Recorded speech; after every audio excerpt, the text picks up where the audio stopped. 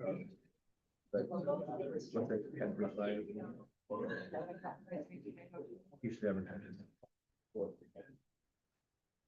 then you know when you will. All right.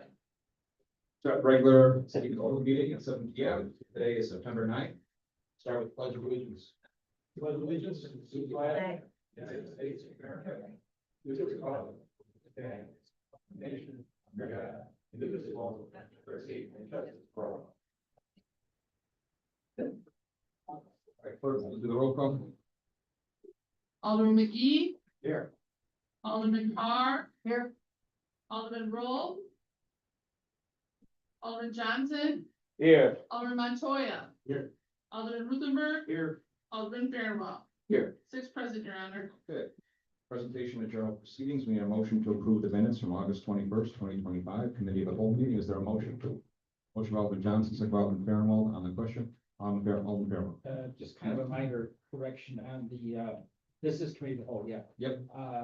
Pages 1 and 2 under public comment, it just, like the first paragraph, it says the resident would be more easily understood if it said a resident, and it kind of applies to several other paragraphs, so they could just look ahead through me when I read. All right. Okay. Second. All right, is there anything else? If not, we'll do a roll call, please. Alderman McGee, Aye. Alderman Carr. Aye. Alderman Johnson, Aye. Alderman Montoya. Aye. Alderman Ruthenberg. Aye. Alderman Fairwell. Aye. 6 ayes, Your Honor. Motion carries. Next, we need a motion to approve the city council minutes from August 26, 2025, the regular city council meeting. Is there a motion? Motion by Alderman McGee, seconded by Alderman Montoya on the question. Clerk, please do the roll call. Alderman McGee, Aye. Alderman Carr. Aye. Alderman Johnson, Aye. Alderman Montoya, Aye. Alderman Ruthenberg, Aye. Alderman Fairwell. Aye. Ayes, Your Honor. Motion carries. Public comment. As a reminder, the public comment period is not a time for dialogue. The purpose of the public comment period is for the mayor and aldermen of the city to receive input from their community. It is in fact a one-way communication to the city council. The city's administration and department heads are available for discussions after the meeting. Is there any public comment?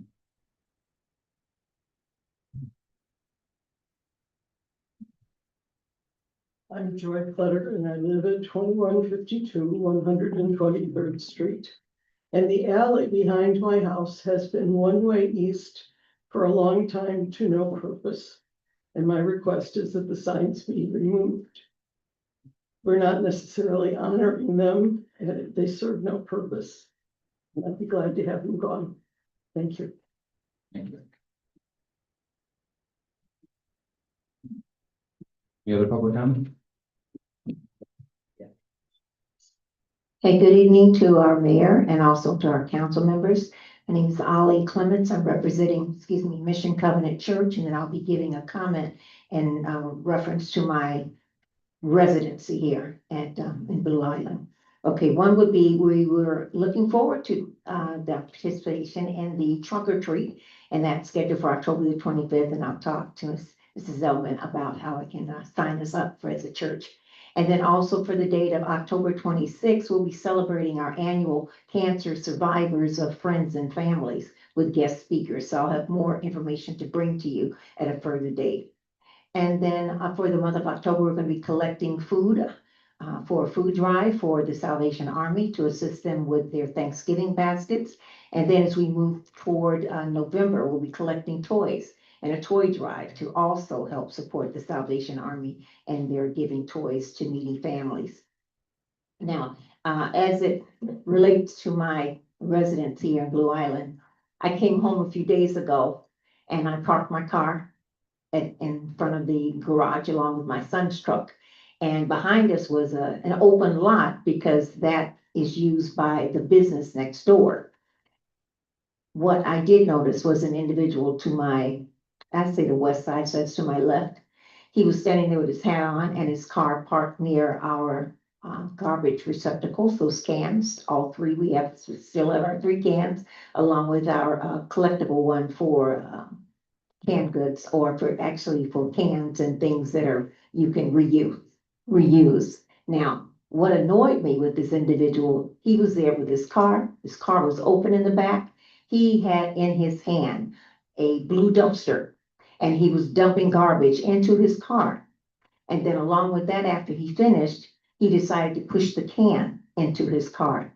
And then he looked at me as if, well, like the mayor told me to do it, like he was representing you, sir. And I know he certainly was not, okay? Now, that was a bit disturbing on that day. And I guess the problem is that he actually saw me. I was not even more than 4 feet away from him. So it's like the gall that he had to do this in an open public space, but he did. All right, and then today came out. I looked toward the end where the driveway ends and you hit the street pavement to turn. Someone had taken out looks like a double sink from their kitchen and left it right there at the corner. So that was not going to help anyone driving a vehicle. That was going to create a problem. So we removed that. So, and talking to my neighbor next door, she indicated, well, my trash can is gone. And it seems like what's happening is that you have individuals that are picking up their garbage, going along, dumping it in other dumpsters, and not allowing it to be taken away by the city in their own property, in their own space, and they're putting it into someone else's, causing maybe my neighbor to have at least a 50-pound can, and she should not have.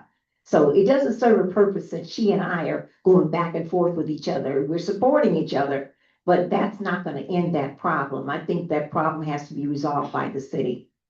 And so now on to my third comment. I know we're getting a new, I think a service station on 123rd Street. I know there are a lot of beautiful children that are transported walking with their parents, with their older siblings. And I know our schools actually let out the younger children at a time that's convenient for their older siblings to go and pick them up. Now, my concern is, are we going to have new additional crossing guards to help this process so there won't be an issue and no child will be harmed? And also, when I think about the alleys, as that gentleman was standing out there dumping garbage in his own vehicle and then dumping the can in, and then we have something left where someone could be injured, if their vehicle could be damaged. Are we going to be concerned about the amount of speed that they're going to use going through those alleys to get over there to that service station or to depart from the service station? So those are things we need to think about. So I'm happy to come and report all the wonderful things we're doing in Mission and Covenant Church, because I think we're doing some dynamite things, and I'm going to look forward to maybe trying to help out with Stan's playground. Okay, that's right. You help me, I help you. It's a family. This is a community. Okay, but I don't like to see anybody taking advantage of anyone else, especially when we pay our property taxes, and I saw off the tree trunks, and and those I guess the branches, and then also pick up garbage and to make sure things are beautiful. Okay, and I want it to remain as such, and I don't have any fear of such an individual. So I stood face to face with him, so it's not an issue, and I don't want that to be a problem for me to think that I'm not safe. Okay, so let's see how we can share this information with these individuals living here so they have more respect for everyone, including the property here of the city. Thank you so much. Have a good evening. Thank you. Any other public comment?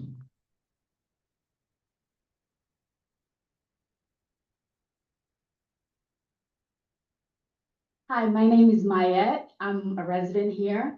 I have noticed that there are so many dogs being walked unleashed and being let out unleashed, letting them crap all over the place, not being picked up. In fact, 20 minutes ago, I'm parked in front of the Blue Island Music, and here comes a lady letting her big dog walk without leash and letting it poop and not picking up the feces.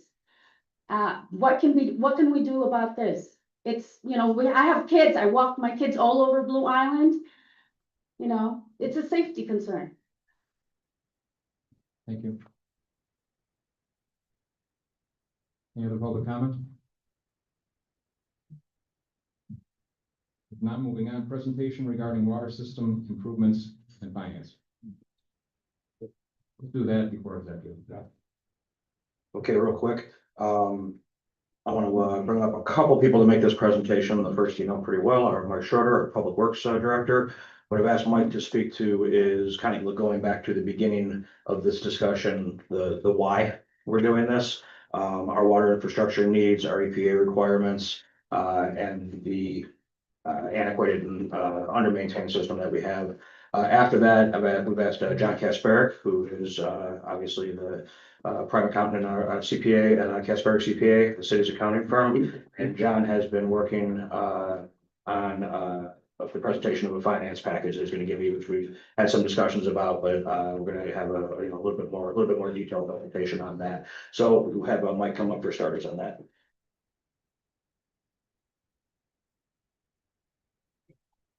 Good evening, council, mayor. So basically, we're all aware that the infrastructure in the town is old and that there's need throughout the community with our water infrastructure or infrastructure in general. And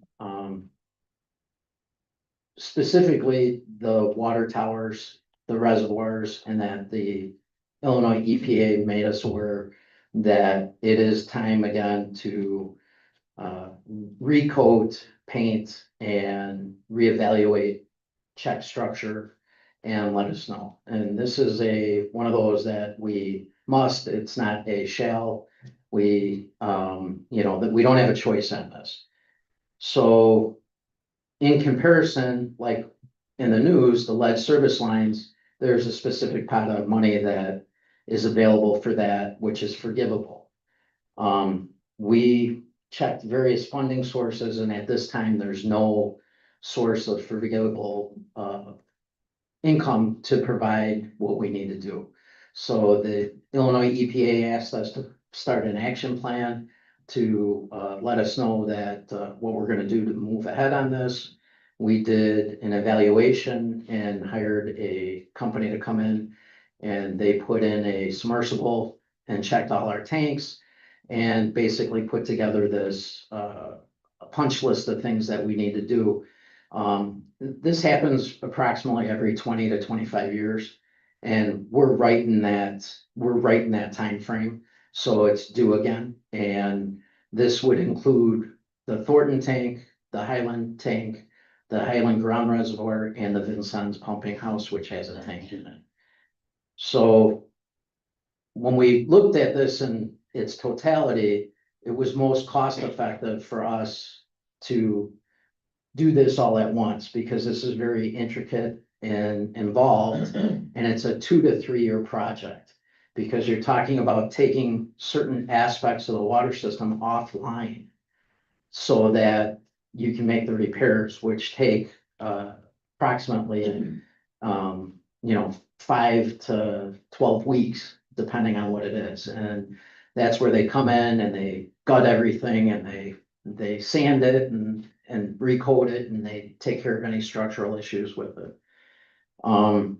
So it's most cost effective for us to do that all in one time. And the deal with this though is there's only a certain number of companies that do this, and they book up. So like if we're interested in doing this in the time frame that the Illinois EPA wants us to get done, we have to start moving towards this now.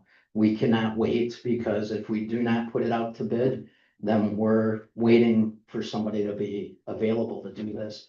That puts us even further out. Now, the deal with that is that, they're a regulatory body. So if they don't feel we're moving in a fast enough pace, then we can be fined. So that's something that we don't want to do. So far, we've done everything they've asked us to do, but that's where we come to today. Now, this is only specifically for the water towers. I know we've talked ad nauseum about lead service lines and water mains. That's all separate. That would be something else that would be completely different. But the lead service lines, we do have, I believe it's 2 million coming this year in forgivable loans, so that we can start doing some replacements next year. Okay, so this is a situation that happens every approximately 20 to 25 years, and we're there. And our recommendations from our engineering company and from our inspection is that we move forward with this as expediently as we can.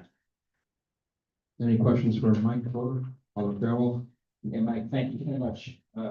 Really appreciate all the work you do. Big, big, big. I do want to ask a couple of questions, just kind of related to the specific timing. What's on my mind is some, the city's doesn't have tons of money. Right. Okay, and we have priorities, and we're gonna talk about one a little bit later on. So I just want to be sure, it sounds from what you're saying that this is what we need to do, but, and I understand about it being more efficient to do it all at once, it makes sense. Is it necessary is it actually necessary that we do it all at once, or is there a way to stage it out where, we can spread the expenses out over, multiple years? Or is that just not feasible? Well, here's the deal. The project will be spread out for at least 2.5 to 3 years. Okay. During that time, we don't, as the project progresses, just like any of the other projects, that's how they get paid, Okay. right? So it will be spread out over that. Right. But the issue is that, we cannot go out to bid and not have that available. You know what I'm saying? We have to have a funding source in place to be able to go for the bid. And the other process with that is that, so I'm just using this example, right? So, Thornton is our control tank, which causes pressure throughout the system, okay? When that comes offline, that means the other 3 pumps are working harder. Right. And so it's gotta all be timed right. So just because one project might be, less expensive, or segment of the project to be less expensive, that's not how that works, that we do that one first. There's a lot of hydraulic modeling that goes into this to make sure that we don't lose any service, and that the fire protection is there so that we have enough pressure throughout the system to make sure that everything is taken care of. Okay. So this is very complex, but it's like I said, we are required to do this. Okay. But if I understand you correctly, then, the actual cash flow of it will occur over these 2 or 3 years. Okay. Correct, yeah, it's, Thank you. Are there any other questions, Mike? Alderman McGee. Just really quickly, again, will there be any service interruptions? And if so, I believe we should notify the public. well, absolutely, we would notify the public about this. There'd be, an aggressive, public, campaign to make people aware, but if this is done properly and it's done by a reputable company and in conjunction with everything, there should be no service disruptions. There should be nothing that's noticeable. There would be no difference in the quality of the water, none of that stuff. It's, this is part of how we make sure that it stays that way. Mike, you want to touch on cathodic protection? Because I learned a whole chapter of things that probably I'll never need to know Yeah. again. So, The city saved took a savings 20 years ago, and it's causing us to spend more money now. right, okay, so it's a fun word, right? Cathodic protection, okay. Everybody's got a hot water tank at home, right? This is the easiest way I can explain it. It is the rod that goes in the center of and I'm oversimplifying it. It's the rod that goes in the center of the hot water tank. And basically that's the sacrificial metal, right? So if anything is gonna rust or get destroyed, it's that piece there, right? So when they did this, we found this out the last time they did this. They saved some money by not installing those rods in one of her tanks, okay? Well, that's all fine and good, okay? The problem is that instead of getting 25 years out of it, we got 20 years, right? So that basically accelerates it, okay? It doesn't, and, our water is clean. It's healthy, it's clean, there's nothing wrong with it. But people have to also understand that the stuff, it's corrosive it causes rust, right? We know from our freeze thaws and stuff like that. That's the same thing. Some of our tanks are really old. Kitty Corral is over 100, almost 100 years old now. Correct. So, Alderman Johnson. Yes, Mike, thanks for really all that you do.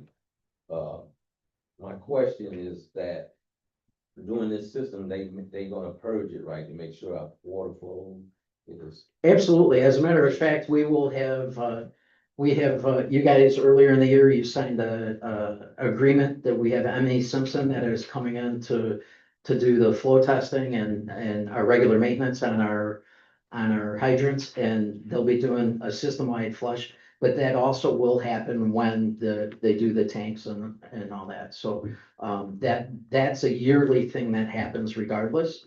We make sure to clear out and, you know, I'd be happy to talk to any, you guys have my number day or night, you know, I can talk to you guys about this for hours. I won't do it tonight. And my next question is, say for instance, how do we safeguard ourselves, let's just say from a terrorist attack to our water system? Do we have safeguards in place at those stations? Okay, that's actually, and unfortunately, Alderman Roll is not here tonight, but we had last week specifically, we had a meeting with him about that.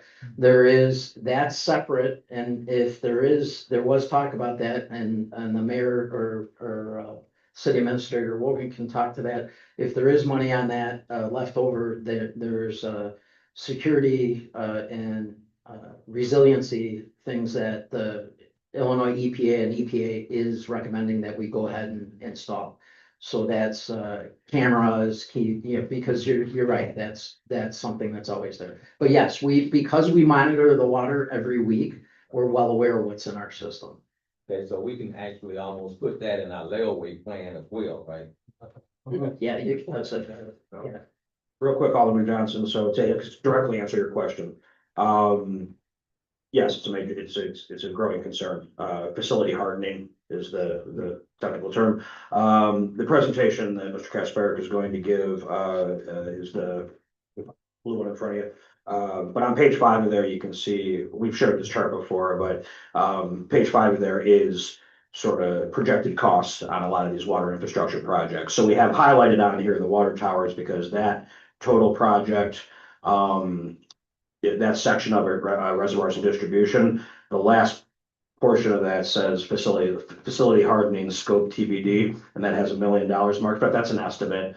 That would be physical and digital. All right, so physical being the actual physical facilities where our water is, electric fencing, security cameras, physical security and hardening. And then obviously more sophisticated software is everything. I've actually had meetings with EPA investigators on this, and I've been in seminars at IML and other places about this exact subject. And it'll disturb you, some of the stories of, just because we know about airplanes after 9/11, we know about all these things, we know that, but this is an area that you talk about that hasn't been touched on enough, which is that this is a major utility that if messed with their stories, in Google Eugene, Oregon, they found someone hacked into the computer system, was trying to change the chlorine levels in the water, which could kill tens of thousands of people if it was allowed to. So again, there's some scary stories, but it does speak to the urgency of upgrading these systems now, which is why we're trying to go down the path that we're going down. Mr. Wogan, the question is actually for you as well. With this system, I know it's gonna cost money, right? But I like to, proper preparation prevents poor performance, right? So in essence, we need not only our system corrected or updated or, and then we got our lead pipe situation as well, because we have to understand that we are older than Chicago. Chicago got HEPA problems. So I'm trying to negate that. So with this process, so if it costs us a little money, like Alderman Farrell and Walt was saying, if we could put it in there and kind of like stretch it out if we could, or layaway plan per se, to make this happen, because this is not like an option. It's not like, let me fix this until this gets finished. It all has to be completed per se in a timely manner. And I think that we need to look into safeguarding our water systems, not only just for the city of Bluff, but for everybody. Agreed. I think when we think about scope and what to do now, what to prioritize now, we're looking at over a 2-year financing package that would seek to sell bonds in the amount of 11.5 million. Well, just the water towers, cathodic protection, The main meters at the Walton Pump House and a facility hardening plan, that's 8.7 of the 11.5 right there. So we maybe, if we're lucky, maybe we can get another water main replacement out of that package. Maybe we can get another line, another route of water meters so we can continue to tackle the zero read issues better. That would be a priority question for this council when we get there. I'm just saying, right out the gate, just to do the things that the EPA is saying we have to do now would be about 80% of what we'd be bonding. So I do say that just to say, why do this package now? It's because the urgency is there now. I'd like to turn over to John and he can explain why legal limitations only allow a certain amount of money per pull. Which, again, I spent a lot of time learning something I didn't know anything about before. John? Good evening, Mayor, City Council. Just to introduce myself again, my name is John Kaspari. We are the CPA firm that currently works with your staff on the accounting system. The mayor had given me a call approximately about a month ago and informed me about this project that was taking place. And he said, John, we would like you to work with the team because you know the finances of the municipality. Work with them and come up with some kind of a plan so that we can afford it. But, not just come up with the plan of here, we need $11.5 million, but how do we afford $11.5 million? And so one of the things that, we were tasked to do, and there are other people in the team here. We have a bond counsel, an issuing counsel. There is Wintrust, which by the way, is the bank that we've been dealing with, because they're very interested in helping out. They want to do the financing, and if we do this private placement, that will really help reduce issuance costs as well.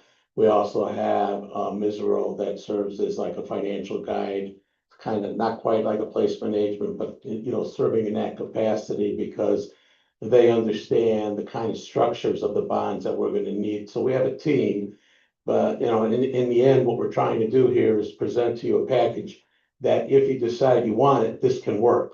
I mean, financially. So we don't want to just say, hey, what are all the different options out there? We were kind of trying to vet those out already because they're not, are they doable or not doable? We wanted to present the most economic option that can still accomplish the goals of the municipality, keep the costs down, keep the interest rates down, and still make the money available. So everybody here, and by the way, this is Ty Kuskowski from Mizero behind me. His company helped me put this, well, actually, they were more putting this together than me, but they were instrumental in helping us put everything together. And you all have it in front of you today. So, and I recognize you're getting it today. So you do have time. We don't have to make it this absolute decision on issuing them today. So you have an opportunity to look at it. But the idea, what we structured here, and you've already saw page 5 with respect to the needs. And I understand that those needs were already addressed with the city council in the past. So what we came up with is a twofold approach to how we might want to look at financing this operation. The city has the ability to issue approximately $1.5 million. Actually, if you go to page 4 on the booklet, the page kind of breaks it out, making it clear as we go through. We're a non-home rule community, and as a non-home rule community, we just can't go out and issue as much debt as we like as, say, a home rule community. So there are challenges to raising the capital that we need to come up with $11.5 million. So what the city looked at was a general obligation GO bond, which is, as it says here, is limited to only 0.5% of the city's most recent equalized assessed valuation that is repaid with a direct tax levy. All right. If you take 0.5% of our EAV, that comes out to about it's under $1.8 million. So as you can tell, that's not going to be enough to be able to pay for this entire project. But we do have the ability to do this. There is a bond that's currently outstanding that will come due. So it's more or less, well, the last payment. So this would replace that. It won't have any impact on the levy as far as future levies because it would keep the tax levies the same as what's existing right now. So when we make that final payment, this one will then come aboard. The other option then, this one keeps the cost down, and then the next one is the GEO alternate revenue bond. The alternate revenue bond must be repaid with funds from the city. We can't go out and use tax levy dollars. And in this particular case, since we're really centering it on the water fund would be the requirement to repay this bond back. And when you put together GEO bonds, this is why we have a team together. There's a lot of requirements when you do an alternate revenue bond. Part of those requirements is that we have to be able to prove as a municipality that we could repay these bonds back with the money internally. And as you can see, it shows here on the second bullet of GEO alternate revenue bonds, we have to show that we can do 1.25% of the annual debt service charge. So now we have a couple complications going. We got to create a debt service schedule based on the proposed interest rates that Wintrust was giving us. Look at those amortization schedules, now compare them to the revenue and make sure that we'll be able to afford this. As I said, Wintrust is willing to do all this. We're looking at doing this in, like I said, two different bond issues. Both will require separate ordinances. Both will require separate public hearings in order for these bonds to be issued. And as it was already alluded to a little bit earlier, the GEO bond would potentially straddle 2 years. Keep in mind, everything here is all subject to the city council approving it. The council doesn't approve it, you don't have the funding mechanisms then created. The required timelines are estimated timelines, basically starting off with today. On your agenda are 2 ordinances, basically authorizing to go forward with the public hearings. That's the first step. That's got to be done no matter what. So you have the public hearings, the ordinances would be or could be approved at a future date, and that's the intention. So it's not like we're trying to rush everything right here today. There's a lot to absorb, but because we're coming up to the end of the year, and there's this little thing called bank qualified that we're dealing with the ARBs, the alternate revenue bonds. The Internal Revenue Code has a section that allows us to issue as a local municipality, actually all taxing bodies. If you issue less than $10 million, you have bank qualified interest. That gets you a little bit lower interest rate than a non-bank qualified. I won't go into all the details, but the purchasers of those want them because they're tax exempt, even from alternative minimum tax. So they are types of bonds that people are interested in. But because we can only issue as an aggregate 10 million in any given year, this is why we're trying to straddle it over a couple of years. You already have a fire truck coming due. That's 900,000. That's part of that 10 million. The limited bond when issued, 1.7 million. So we want to be able to use as much as we can this year because we're getting close to the end of the year. And then we'll look at next year. And again, it's when we draw the money, not when we issue it. So when we actually take possession of the money. So when we take possession of the bonds, when we take possession of the fire truck and get the loan, these are the times when you start to measure that $10 million. So that is a point we're also working with in the structure of this. The bonds themselves, while they might read that they're looking to issue over, $10 million, that's because that's typically the way bonds are issued in any local government. They round them up to an even amount, and then but it says not to exceed. And that is, so when you issue the bond, the dollar amounts we're talking about are probably going to be generated right around 9.8 million. Those fine-tuned numbers will come out at the end when finalization with the bank on their loan interest rates. Obviously, interest rates change.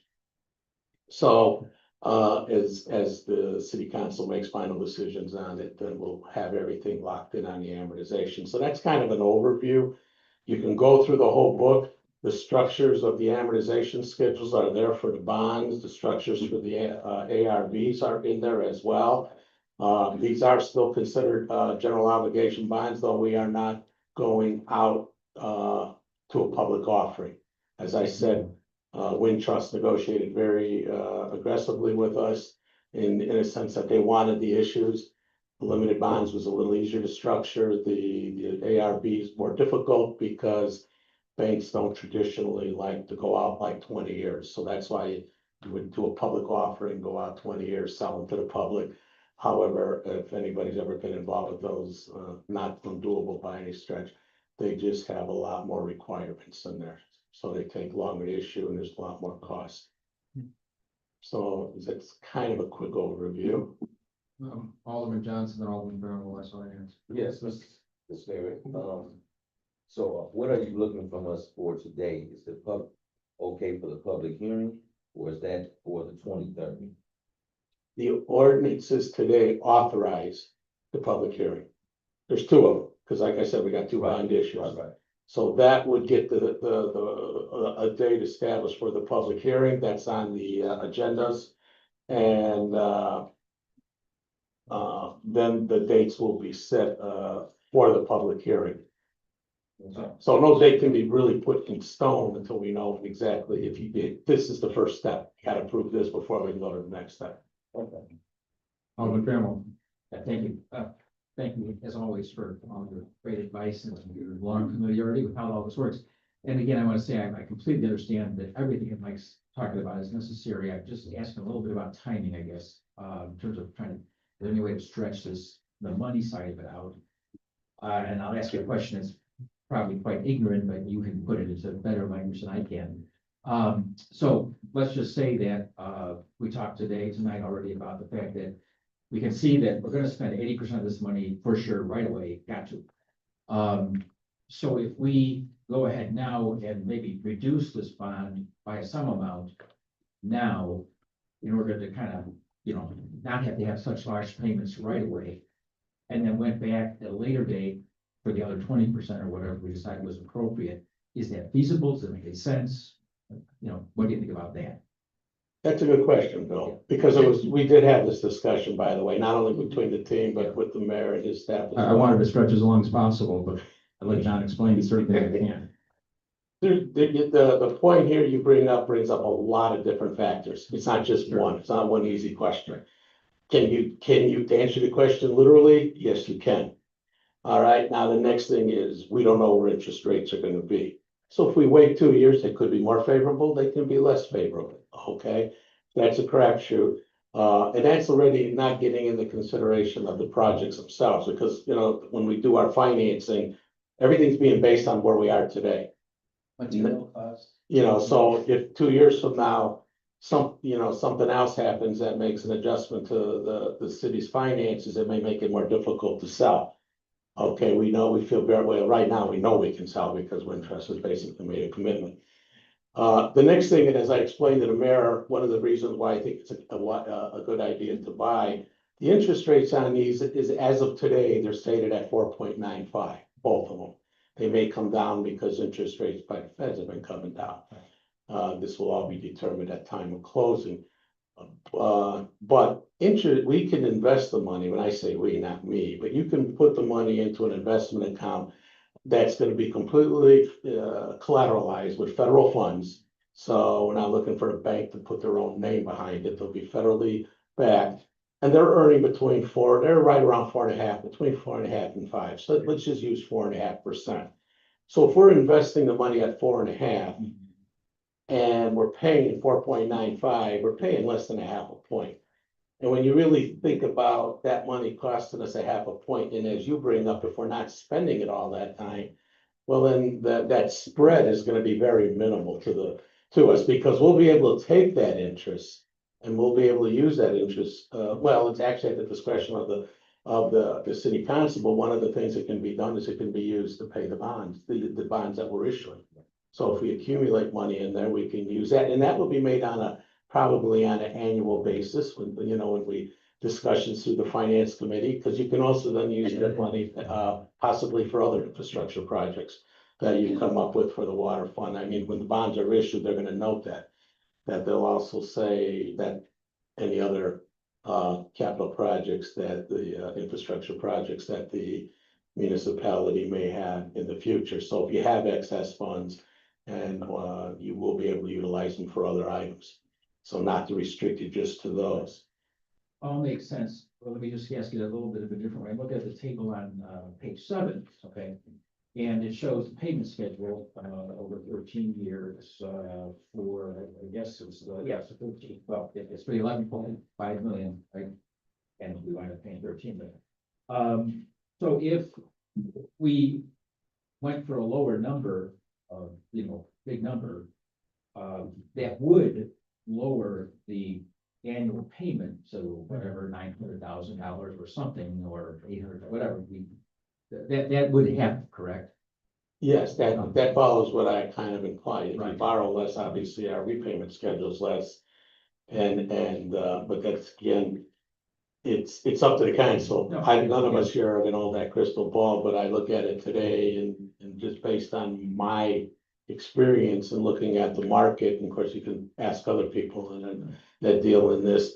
I think interest rates are low enough that the risk makes sense. And that because we're gonna be able to invest the money and the spread is so small. I mean, I understand you're looking at $1 million a year, but if I could use a number, let's just say, Remind also, we're paying off one at 400,000 this year, so we're talking 600,000. well, yeah, this one here is yes, this bond combines both the limited, this is just the one, this is just, this is just the alternate revenue bond, so the one you're talking about, that's a limited bond, those are gonna cancel out one another. This bond, the amortization schedule here, remember, we're gonna have interest. So if I had 5%, let's just say I had just an average of $5 million, for the first 5 years. 5 million times 5%. I think if my math is right, and I got the whiz behind me, is it 250,000? Something like that. All right, so it means that number is gonna go down by $250,000. That's actually gonna have it less than the 900,000, if you follow what I'm saying, where if we just borrow enough and we're spending it all, that doesn't leave us a lot of money left over. So we'll be using more of our own in-house money than to repay those bonds. So we get the advantage of having those bonds unspent because we know this project is gonna go out. We're investing that money. We're in fixed interest rates on the bonds. And granted, I don't know where the interest rates will be on the markets tomorrow. But right now, as I said, that spread is about 0.5 point. And you aren't gonna get much better than that. And that's the part that I was explaining to the mayor because that discussion was made, and I said, Mayor, I really think we missed on the boat. Not that you can do it, but I really think it's a good idea to take the money up front, especially since we have the ability to finance and we have a bank willing to do it. There's no guarantee 2 years from now another bank will be able to do it. We never know where the conditions will be. They could be more favorable, less. I just think right now everything's lining up right. And I think this is it's a win-win for the municipality. You get the money you need to work on your infrastructure. There's a little bit extra for extra projects that you may deem necessary within the water fund. The interest rate's gonna, and if interest rates are really gonna help reduce the P&I that you're gonna make. And I guess one last thing is the water fund does have the ability to repay this. Because the water fund does incur a number of capital projects, which I'm sure as a council, you've approved them. You may not see them all the time in one big lump, but they're coming throughout the course of the year. A couple of years ago, we did over $2 million. That's the roads, anything to do with sewers, curbs, gutters, Right. concrete is water fund. So it comes out of the water fund. So it means the water fund has the money to be able to support that. If we do, it's just that it doesn't have enough money to take on these projects. You can't create enough surplus to just say, let's not do it and pay. An excellent point. So the water fund, this money all goes through the water fund. It doesn't come out of the general fund. Whatever's going on in the general fund, it doesn't matter. It's in the water fund, and any project still has to go through the whole bidding procedure. You guys have to approve it ever. It's just, Okay. it's lockbox to the water fund. Yeah. Okay, thank you. Alderman Carney. Page 4 at the bottom. Says the first 6 million, the estimated closing date would be December 1st. So when would we need to have the public hearing? All of that has to take place ahead of time. I know, but So- is there we have to have the public hearing a month in advance, 2 months in advance? I would probably say we want to do a public hearing within the 30 days of passage of. Andy, you gotta schedule on. It's on page nine. And because we're on a time constraint on the first portion has to be closed before the end of the year. Otherwise, you lose it. Well, yeah. They publish in the newspaper, and the hearings are scheduled for the next meeting on the 23rd. I guess I just, explain that. Yeah, we'll announce the public hearing because it'll go into the newspaper, so you'll have the public hearing. That's the requirement first. There's still that within that time frame, we have a 30-day holding period, so nothing can move after that. But all of the schedules can still be met depending on what gets done today. So just. Mr. Mayor, just to be clear on what we're doing, if we do this tonight, we do have, I think you just pointed out, it seems to me that we do have, there'll be other opportunities for us to change our mind. Yes. If we had to. This is just authorizing, Yeah. putting a team together and having the public hearings. Okay. And because we have, it's like zoning, they put stuff in the paper and stuff like that. Gotcha. Be the deadline. We have to- It gets complicated, something. We have to do the 1.7 before the end of the year, and we don't meet in December, just a reminder, council. We meet just that first meeting, we don't have a second meeting, so we are pretty tight to the schedule for the 1.7. That one we're looking to close at, and it says it on page 4, looking at closing it at the end of October. We need to have this passed tonight. Well, yes, if this gets passed tonight, that just gets through the technical portions of it, so that if decisions are made at the end of September or first week of October, we'll be okay. I believe, correct? We're still gonna be able to hit our timeline. For the 1.7 million. Yes. And then the 9.8 is actually, I believe, scheduled for a later date, almost December 1st. Right, that's because the 30-day period has to pass on that. So in our essence, getting this money up front is pretty much like a secured credit card with interest. Because it'll be just half a percentage off of the 4 right? Right, we're gonna, yeah, it's putting it that way. That's why I'm saying we're gonna, Yeah. the city's gonna turn around and This invest is like- it. I mean, the treasurer, I should say, well, we may give it some advice as to where to invest it, or she may already know, or can interview other people, doesn't matter. But we know what the general market's gonna be, because in what we do as a CPA firm and other municipalities we work with, we know where the market's gonna go, we know what type of investments you wanna be in, who you should be with. So that will work itself out, and we want that timing to fall so we can get all that paperwork done. You get the money on Monday, we're gonna have that money either in there on Monday or Tuesday the latest. So all that paper will be done ahead of time to open up those accounts. Alderman Fairwell. Just one more quick comment. So, and I did talk with Alderman Rolla about this afternoon, and it's kind of the basis for some of my questions tonight. So I do think it makes sense to me to proceed as we're planning to do. But I would just like to state that I would like to continue to look at our kind of overall financial and cash position as we move through this. And just make sure we're never getting out over our skis. Any other questions for John? John, stick around just in case someone thinks of something. Thank you, everybody. All right, moving on. We do have a couple motions that we have to go in executive session for. I'd like to knock that out first before we go back and finish the rest of the agenda. We are planning to table some of this stuff also, but need a motion to go in executive. Motion by Alderman Montoya, second by Alderman Fairwell. All in favor, say aye. Great.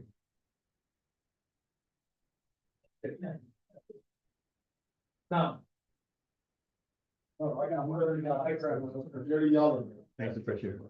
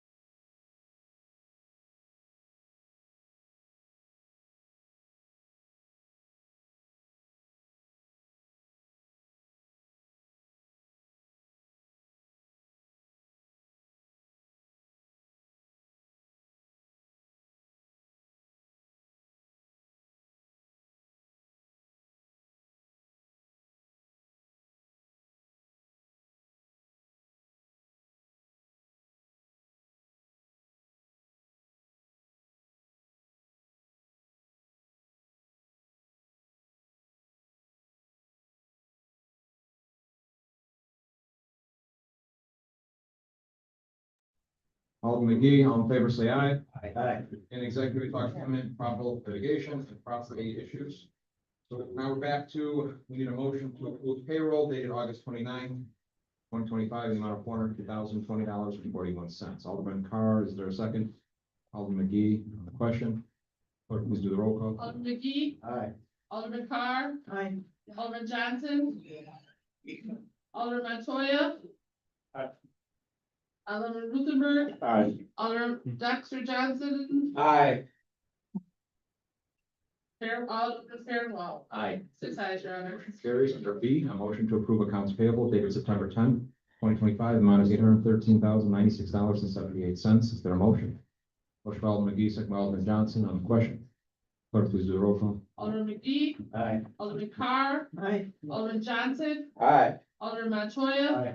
Alderman Ruthenberg. Aye. Alderman Fairwell. Aye. 6 ayes, your honor. Motion carries. I'd like someone to make a motion to table C and D. Motion by Alderman McGee, second by Alderman Ruthenberg. All in favor, say aye. Any opposed? Those are tabled. Under E, a resolution for the city of Blue Island, Illinois, approving ratifying contract with Elios LLC regarding services, 13357 Old Western Avenue, as discussed. Is there a motion? Alderman Johnson, second by Alderman Fairwell on the question. Clerk, please do the roll call. Alderman McGee, Aye. Alderman Carr, Aye. Alderman Johnson, Aye. Alderman Montoya, Aye.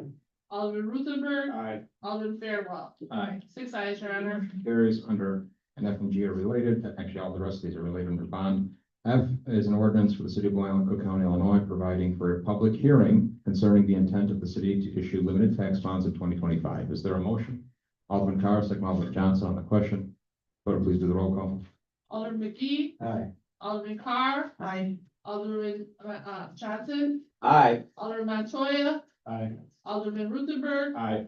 Alderman Fairwell. Aye. 6 ayes, your honor. Motion carries. Under G, an ordinance of the city of Blue Island, Cook County, Illinois, providing for a public hearing concerning the intent for the city to issue general obligation alternate revenue bonds in 2026. Is there a motion? Alderman McGee, second by Alderman Ruthenberg on the question. Clerk, please do the roll call. Alderman McGee, Aye. Alderman Carr, Aye. Alderman Johnson, Aye. Alderman Montoya, Aye. Alderman Ruthenberg, Aye. Alderman Fairwell. Aye. 6 ayes, your honor. Finally, regarding bonds, we have H, resolution for the city of Blue Island, Cook County, Illinois, approving authorizing the execution of engagement letters for bond and council services. Is there a motion? Alderman Johnson, seconded by Alderman Carr on the question. Clerk, please do the roll call. Alderman McGee, Aye. Alderman Carr, Aye. Alderman Johnson, Aye. Alderman Montoya, Aye. Alderman Ruthenberg, Aye. Alderman Fairwell. Aye. 6 ayes, your honor. Good, all right. I'm gonna skip mayor's announcements for tonight. Under 9, city clerk, you got anything? Yes. A big thank you for everyone that supported the Blue Cap Road Walk. We had a lot of fun. Mayor and I walked 2 miles. Shred Day, it's this Saturday, September 13th, 9 to 11 at Western and High Street. The Blue Island Light Parade fundraiser is at the Lyric Thursday night, September 18th, 6 to 9. The Girl Scouts will be out now as their fall program, so they'll be out selling their Girl Scout cookies. Picnic in the Park is at the John Rita Rec Center, September 13th. It kicks off at noon. The Historical House Walk is September 20th. It's not too late to purchase tickets. St. Mary Magdalene Family Fest is September 20th. It kicks off at noon at Western and High. It's the 14th. Also, it's the September 20th is the 14th annual Roman in the Island car show at Blue Camp School. Blue Bridge 5K walk run is September 21st. It's not too late to register. Kaboom is October 2nd. There's still sign up. I only have 4 sign up in my office. Please stop in my office and sign up. Let's not forget the Scarecrow build is October 10th to the 25th. Day of the Dead will be bigger and better. It will be on November 1st this year. Check out our website or stop in and visit me. More details on all the events. Thank you. City treasurer, we need. Treasurer report. Yep, I need a motion for the August 2025 treasurer's report, please. Alderman Ruthenberg, second by Alderman Fairwell on the question. Clerk, please do the roll call.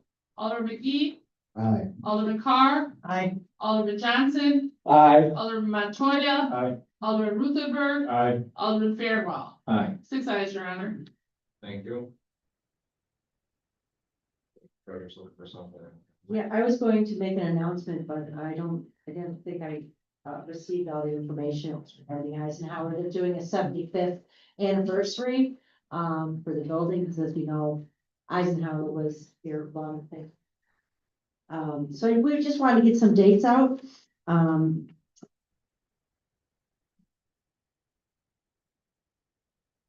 need cheaters. So so for October 14th, for President Dwight D. Eisenhower's birthday celebration, they will have at the football game that night. They're asking alumni to please come. Actually, that's, sorry, October 17th. And October 17th, they will acknowledge any alumni at halftime. And it will be Eisenhower versus Oak Lawn.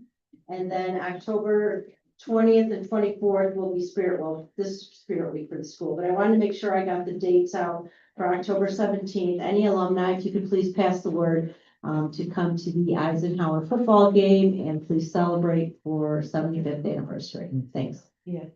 Thank you, man. City Attorney?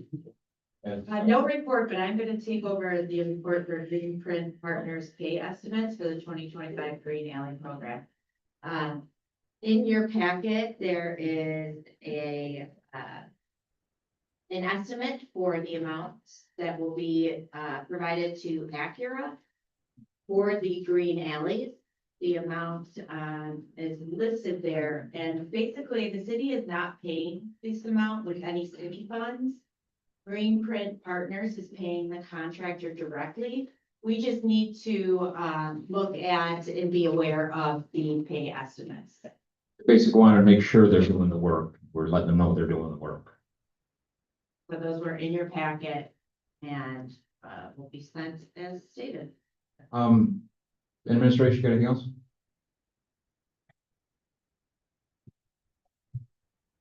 One quick item, just one quick item. There we go.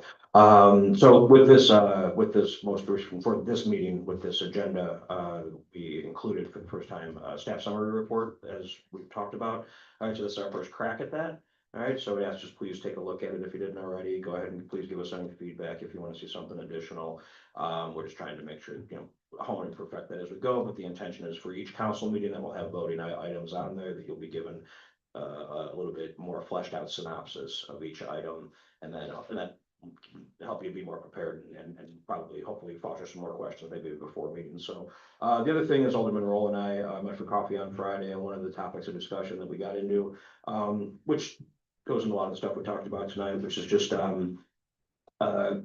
sharpening up our reporting on city finances, right? So, we're asking to do some heavier lift things in terms of bonding and things of that nature. It's only natural as a council you would want to have, a very close eyes on all the city finances. So one of the ideas that he and I were kicking around was the idea of devoting a quarterly committee of the whole meeting specifically to a little bit more of a deep dive financial presentation, talk about the cash positions of the city in each account, talk about what our priorities have been up till now, talk about where we see challenges, and talk about where we see potential ways to seek out new revenue, be they certain one-time revenue sources through things like, the Libby building is a good example, potential one-time revenue source, right? And then also where we're looking to make sure that our revenues are steady. So just overall kind of having sort of a finance committee within the committee of the whole that is part of our quarterly. So I'm looking at, based on everything we talked about tonight, I'm looking at trying to pull that together by October. I'm going to work with Mark and work with Lauren Fulgrat, because I think we need to give you some of these snapshots and pictures now as we go into these next steps of the groundwork that we've laid tonight as far as this bonding plan. That's all I've got, unless anyone's got anything for me. Oh, great. Actually, I was talking with Alderman Roll as well, and I was explaining to him that we did used to go over that kind of stuff, as you know, I live in. I know where you're going. Have to bring my experience, my seasoned experience here, but we did because we had a finance committee, so we would look at revenue expenditure reports quarterly. we would dive into some of this stuff and we would know ahead of time, say if, the fire department needed to buy a fire truck, so it would be discussed, and, I think that it's a great idea. I also do think that if we could, do that with other departments, I remember, Candace Carr, Alderman Carr used to give a police report, and a fire report, all the different municipal services. And what else do we have? So if we could kind of get back to a little bit of that, so that the aldermen feel like they're kind of part of the discussion rather than after the fact. So if there's something on the pipeline coming in, you guys are all talking about it, say at your managers meetings, maybe put a little blurb on maybe the whole, not that we have to talk about it ad nauseum, but then when it comes on the agenda, you have a little bit of foresight, and it's not like, okay, we gotta make a decision right now. Sure. And read 300 pages, you know what I mean? We're after the same goal. Treasurer, I have similar memories from you. Yeah, And I will say that the committee meetings have to be a little bit of a trying to stay awake thing after a while. But there was some good come out of it. And maybe if we could cycle 2 or 3 department heads through these periodic, just a Right. little report, you know, Yeah. that would be a helpful thing, and it wouldn't be, I don't think, too burdensome. That would be useful, so that'd be great. I do want to thank you for this summary. I think it's great. Appreciate that. And I did also want to thank you. I asked a number of questions last session, and I passed them along to Tom as an email, and I got a quick, prompt and thorough response. I appreciate that. And there was one part of it that I did want to talk about a little bit tonight, and that is the police department overtime. I got a good report here that showed me for the last 4 years, the period like from the first of the year till now. I saw the same. The last 4 years. And what I see is in the last comparable 8 pay periods, from 8 pay periods ago till now, if you look at the last 4 years, our average overtime expenditure was about $68,000 for that period. This year, it's $116,000. It's a 71% increase. And I understand why it's happening. And it's no fault of the police departments. And you see the other number here that's pretty obvious. We used to have 24, 23, maybe 22 officers, you know, in the patrol division. Now we're down to 20. And I think kind of red lights are starting to flash in my head about this. I'm very concerned about the cost, obviously, and that's kind of one of the things I was thinking about when we were talking about the water bill, frankly, is that it seems that we need to somehow make a better investment in our police force. I don't know what those answers are, whether we need to pay more, do more research, whatever it is. But at the moment, patrol is down quite a bit, and obviously the money is one thing. I also know it's got to be kind of stressful and aware on the officers who are having to step up. I greatly appreciate and do all to make sure we're all safe, but they're obviously working a lot of extra hours. I know that we have, maybe we still do, we have some officers that we loan out to various agencies, but maybe it's time to call them in for a while until we get this solved. I think, you know, we're down to 20 officers on patrol. To me, that's like a low minimum, in my opinion. I don't know what everybody else's opinion is. It really concerns me. I know a lot of the reasons why, you know, there's a huge amount of competition. It's hard to find people who want to be police officers. I understand all of that, but we got to find a solution. We just can't, but this can't go on. So that was something I just wanted to bring to everybody's attention, give it to the administration to maybe give some thought to I'll it. just give you a real brief response. First off, we see it, we're aware of it, right? There are, I think, some factors that I think are periodic. We're not going to do forever. And a lot of that, to your point, has to do with staffing. So things like officer injuries have a weird goes in threes kind of pattern. I've noticed for whatever reason, we lose one to a dog bite, and then one falls out of a window helping somebody, and then one has a car door slammed down. You know, I mean, it's just like bang, bang, bang, and now you're down 3. And so I see that we have done some deep dive into it. I am pretty confident that the acting chief and the commander are very aware of it and looking for solutions. Staffing is a big part of it, and we've got some people coming out of the academy now. We're trying to get back to an optimal staffing level. That's hard for all the reasons that you noted. But couple things. One, to your point, agree, and we are actively going to be looking for solutions and invite the council's involvement in that. And I think just kind of backtracking to what we were talking about before, I think this would make for a good subject for maybe, I agree with you, Alderman, the committee of the wholes could stand to put a little more meat on the bone. For me personally, I was starting to notice the attendance numbers up here were sometimes getting a little hard to pull the meeting together. And then you look at the agenda and you go, yeah, because there isn't a strong feeling that they need me there tonight, right? So I get it, I do, because everyone's busy and everyone's got lives. But yes, I think what you're speaking to is going to be some more of what we're going to try to do the rest of this year going into next year is. That's a good question for a committee of the whole in and of itself. What's going on with overtime? What are the departments seeing from their chair? What am I seeing from my chair? What do you all feel about?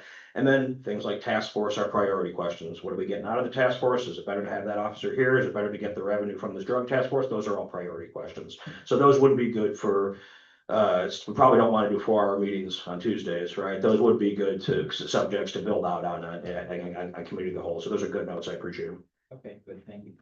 Alderman Johnson. Yes, we had a few discussions about things that help our fire department as well as our police department. And I remember going back in history, when we had the cadet program, we had Officer King with the DARE program, things of that nature where and I know it's hard because you got your summertime hours. And because of summer, a lot of other things happen versus wintertime, so your overtime is gonna be there for a whole lot of different occasions. But, to try to, I guess, make, our first responders, more, for lack of better words, something fun to do for the kids, you know what I mean? Instead of when you go to different diverse neighborhoods, it's not cool to talk to the police, versus when they used to have, the times when they used to stand up to fights for like IDs and building relationships up with the community. And when you only got those handful of police, it's hard. So I think that more or less we should concentrate on making them more community friendly, let's say it that way. They used to have softball games and stuff and pickup games, basketball games and things, just making them more community friendly. And then that way, because we got a few of the kids that's on the fire department from there. Myself and Rayanne, we coached Ramos, who was an officer also for Blue Island. It's just for us to be more and whatever we can do as city officials too. So yeah, we got families too, but we also made a commitment to this city. When you got emergency, you got emergency. That's simple, but we got to do better. That's all. We're rolling right into the alderman comments, I think. So, Alderman McGee. And did we also have, police versus fire at one time? Yeah. Yeah. Yeah, the fire department always won as far as I remember. Support at that. Any other alderman, Alderman Fairwell? A couple more things. I know we're going late here. I do want to note, I understand, and I'm not going to get too specific about it, but that we are, some entity is apparently going to finally paint stripes at 123rd and Western. Do I understand that correct? Yes. Not getting specific. Mike has the details on the way out if you want to ask him. Thank you. Regarding the gas station, which I do have concerns about, absolutely, especially because of the kids. I know that in the construction recently, they blocked the sidewalk and basically forced kids to walk out into the street. Inexcusable. And we want to keep an eye on that and make sure that everything's safe over there, because we don't want something bad to happen. Also, I just have to say, I'm a little frustrated about our friends at Rubino's. We helped them acquire the building. Now there's a liquor store there. I think Rubino's should put a sign up, kind of like the one that's on Harry's Lawn Bar. Theirs would be open next week. Get a little tired of waiting for that and let them see it open.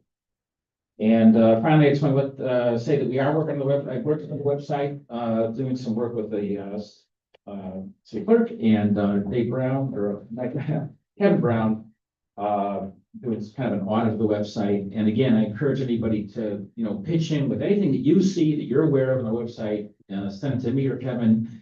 It's gonna take some time, but we're chipping away at it. Thank you. Any other Alderman? So I just wanted to mention, it's been brought up like twice, is that, myself, the mayor, Tom, we went to the 123rd gas station. And the owner is willing to put a gate that will block traffic, when the kids pass. Oh, that'd be great. So, and then, at our last meeting, we did turn that alley into a way.